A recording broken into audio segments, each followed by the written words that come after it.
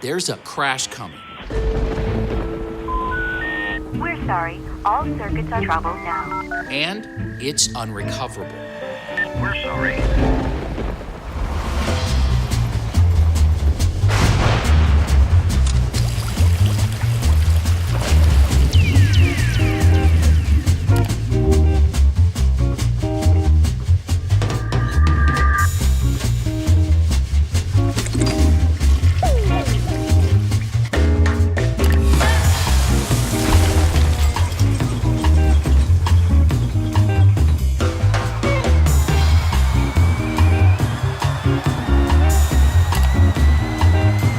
So, how do we avoid this total system failure?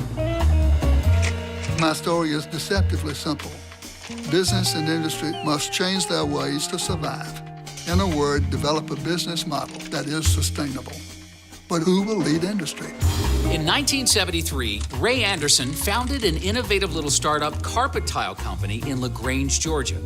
By 1994, Interface had become a billion-dollar business, the world's largest producer of modular carpet. And it was that same year that Interface customers began asking the same pernicious little question: what was Interface doing for the environment? Now you gotta understand, carpets were dirty business. It was a power-hungry, oil-guzzling, CO2-belching, waste-piling process from manufacturing to warehousing to sales and distribution to installation and then to reinstallation. Of course, Interface was compliant with environmental law, so sure, they could have pacified customers by adding leafy green logos to all of their packaging. But Ray had become both convicted and inspired by the writings of Paul Hawken. Paul charges business and industry as one, the major culprit in causing the decline of the biosphere, and two, the only institution large enough and pervasive enough and powerful enough to really lead humankind out of this mess. And by the way, he convicted me as a plunderer of the earth.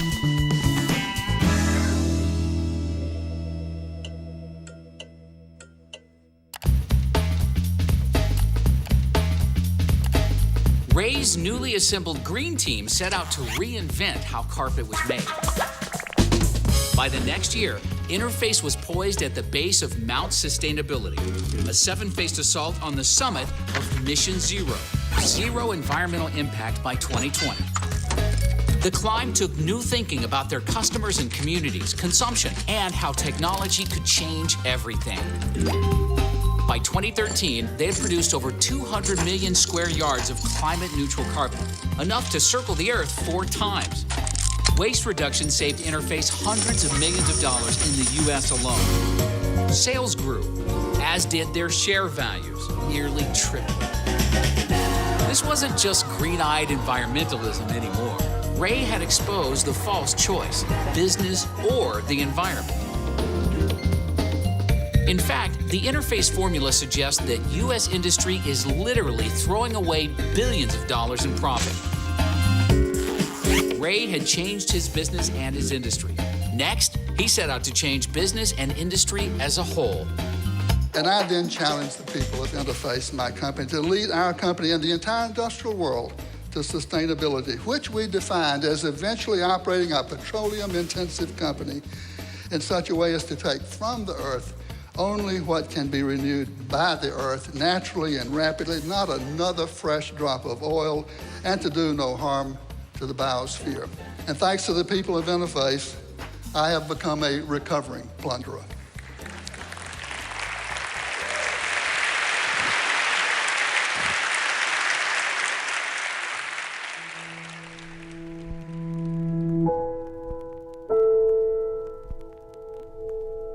In the summer of 2011, Ray lost his life to cancer. One of his last wishes was that a foundation be formed to continue telling the story he could no longer tell.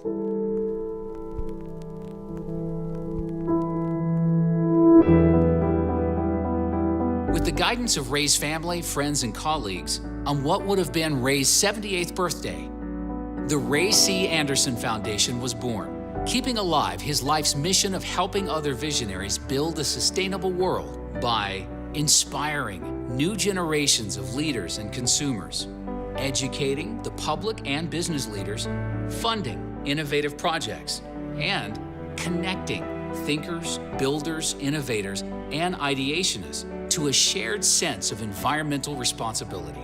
In essence, to create more Ray Andersons.